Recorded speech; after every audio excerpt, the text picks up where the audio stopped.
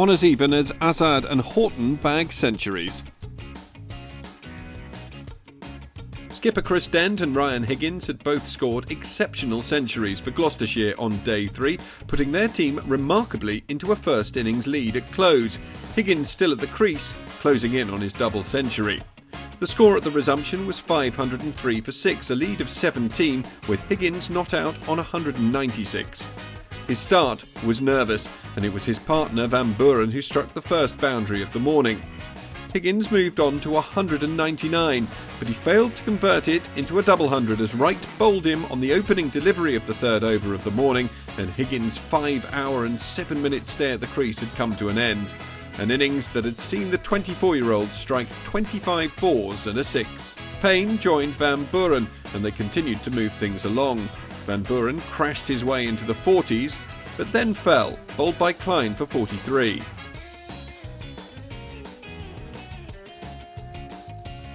.545 for 8 became 559 for 9 when Shaw was LBW to Klein, the bowler's third wicket of the innings.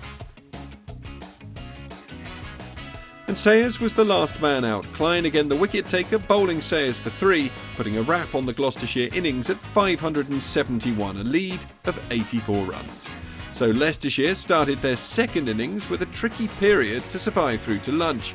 Horton was the first to find the boundary, but that effort was quickly followed up by his fellow opener Azad, looking in the same form that had seen him score a maiden first-class century earlier in the match. They continued well through to the lunch interval, the score 35 without loss, and the Foxes already whittling the deficit down to 49. It would be the same story as the game restarted. Gloucestershire's bowlers frustrated as Horton and Azad continued to pile on the runs. They'd reach level pegging before long, with both men closing in on half-centuries.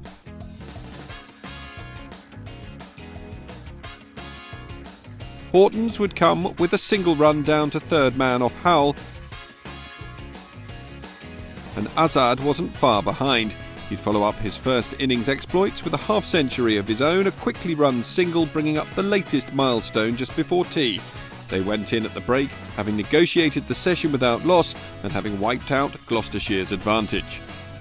And the Foxes would find further success as they resumed after the interval. Gloucestershire bowlers toiled, looking to get something out of a wicket that had done little to help the attack, as Horton and Azad began to fill their boots. With the match heading for a draw, both openers were playing for themselves and cruised past 200 with ease. Horton's 100 came with a single off Hammond, his 24th in first-class cricket. And Azad would write his name into the history books, becoming the 13th Leicestershire player to score 100 in both innings and the first since Ned Eckersley back in 2016.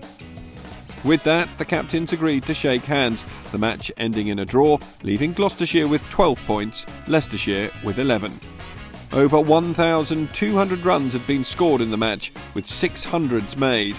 Azad and Horton's partnership of 211, a record for Leicestershire against Gloucestershire.